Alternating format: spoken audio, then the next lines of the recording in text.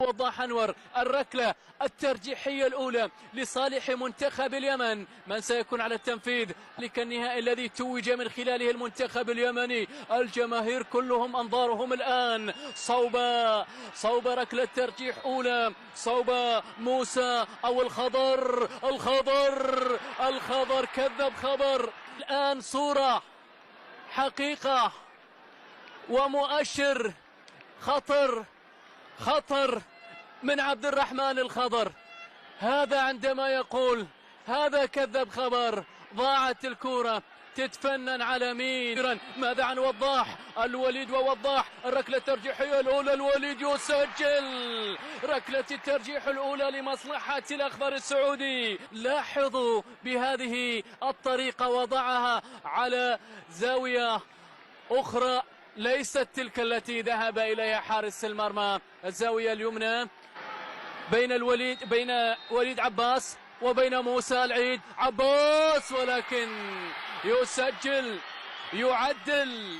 لكن الأفضلية ما زالت بالنسبة للمنتخب السعودي. وضعها بشكل ممتاز، وضعها في سقف المرمى بالقدم اليسرى، سجلها محرزا من خلالها الركلة الترجيحية الثانية بالنسبة للمنتخب اليمني بعدما أضاع الأولى. يسجل الآن من أجل مواصلة التحليق للصقور الآن، لكن وضاح يتدخل. وضاح أنور يتصدى لمحاولة عبد العزيز الفواز أو عبد العزيز عسيري. ضاعت الكرة بتصدي كبير من جانب وضاح أنور. كانت الصورة واضحة. بلمه هاشم الناشري جاءت بهذه الطريقة بقوته ولكن برعونته أيضا إلى خارج أرضية الملعب في الوقت الذي بت من خلاله الجماهير اليمنية تساند من خلف المرمى. ضاعت المرمى. مختار برناوي يتقدم. لا يا مختار. وضاح أيضا هو الآخر يتألق. مختار لم يسجل. الأخضر مختار وضعها سهلة إلى حارس المرمى. وضاح أنور. هذه أوضح من الأولى، هذه أسهل من اللي ضاعت.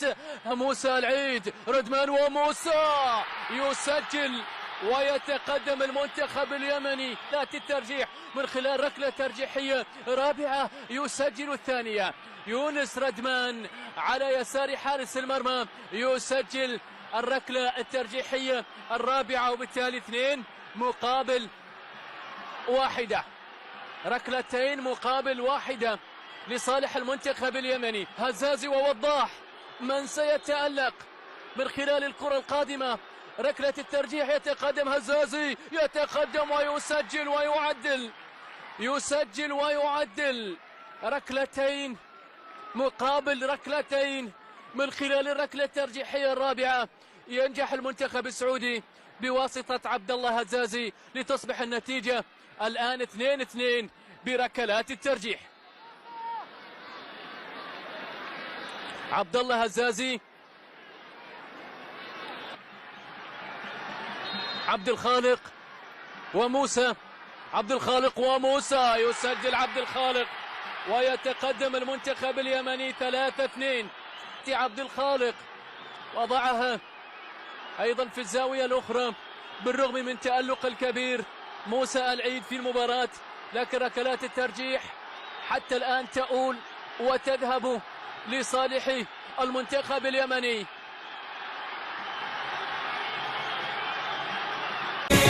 والبطل من نجمنا من العب يا اليماني. هذا اليماني مرتفع طول الزمن. عاش اليمن من يشبهك باللعب والابداع. حيا معي لابن اليمن، إن اليمن ما بنسيها وندعو الله حميها. نعيش فيه وعيشنا فيها.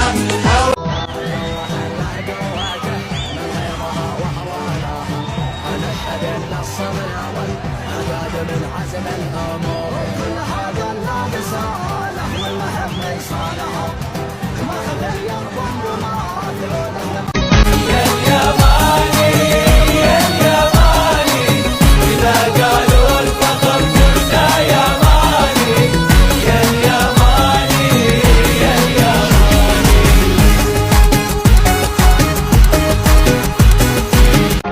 وش يخليك تحب اليمن؟ الجلال هي يعني والجمال بلدي أنا أحبها. والثناء والبهاء. شنو تعجبك في اليمن؟ إيش؟ بس ما تفوز، ليش تحب اليمن؟ اليمن هي بلادي. اي والله اليمن هي بلادي وكل حقهم يخسرون. دام الوطن باقي انا يماني. صح؟ صح. زين خلينا نروح قطر. وما تشجع اليمن؟ لا أشجع اليمن. بعطيك اللي تبغاه بس خليك واترك اليمن معك. لا ما تترك اليمن. ما أدري. ما يصير. الله يدوم وطنيتك حبيبي. مرة أخرى معي كابتن المنتخب اليمني أحد نجوم هذه البطولة، تألق بشكل واضح وتألق بشكل لافت بعد تقديم أفضل مستوياته في هذه البطولة. معي الكابتن عادل عباس كابتن المنتخب اليمني. ألف مبارك، التتويج باللقب الثاني لكم في هذه البطولة. كابتن عادل، قدمتم مباراة كبيرة، قدمتم بطولة كبيرة، ظهر شكل الفريق والمنتخب اليمني مغايرا عن باقي المنتخبات. والحقيقة الحمد لله وألف مبروك جمهورنا الشعب اليمني، ونحن استحقنا المباراة، قدمنا مباراة يعني استحوذنا على المباراة وقدمنا أداء مميز في البطولة، وربك أكرم نحن والحمد لله حققنا بطولة. ونحن نلعب مش لاجل أنفسنا، نحن نلعب لاجل هذا الجمهور. الحمد لله الله أكرم نحن بأن نسعدهم والحمد لله. كابتن عادل، أحاسيسك بعد هذا الفوز، بعد هذا الإنجاز الثاني للمنتخب اليمني؟ والله قد شفت الإنجاز الأول يعني فرحة ما توصفش. نحن نلعب مشان هذول نفرحهم. الآن الله أعلم كيف الناس، حال الناس في اليمن الآن هذول هنا، ما بالك داخل اليمن، يعني حاجة ما توقعش. الحمد لله اللهم لك الحمد. أيضا تألق واضح بالنسبة لك كابتن عادل في هذه البطولة، أحد نجوم هذه البطولة، أحد مكتسبات هذه البطولة، لتكون رافدا للمنتخب الشباب والأولمبي والفريق الأول. إن شاء الله. أول حاجة أقول الحمد لله، وإذا أنا كنت يعني مبدع في البطولة فهذا بسبب زملائي، هم سند لي وأنا سند لهم، والحمد لله يعني بفضلهم أنا يعني أبدعت والحمد لله. كلمات توجهها للجمهور ولمحبي الكابتن عادل ولكل من تابع هذه البطولة من اليمن.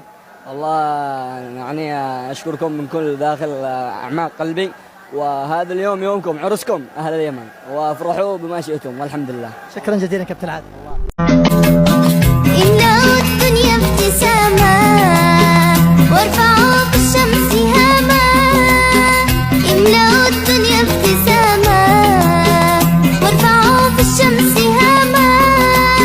واجعلوا القوة والقدرة في الأذرع الصلبة خيرا وسلاما. وذروا الحق هو المعنى الذي فيه تنقل